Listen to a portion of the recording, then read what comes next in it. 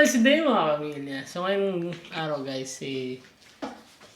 dahil wala kaming pasok at araw ngayon at malapit na yung summer. So naisipan namin maglinis ng bitana. So ito yung bitana namin, ito yung guys, yung tsura. Ito yung dumi. So kailangan nang tanggalin yung mga dumi. Basta madumi siya guys, hindi lang ata sobrang dito.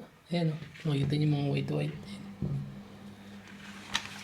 Yung mga ibang pindana po kagaya. Ayan. So, walang dumi na. So, pagka tinaas mo ito, lalo ngayong summer, kinakita mo yung dumi, hindi na maganda yung sa labas. So, naisipan namin dahil holiday at walang pasok, linisin namin. Linisin ko. Ang aming bintana.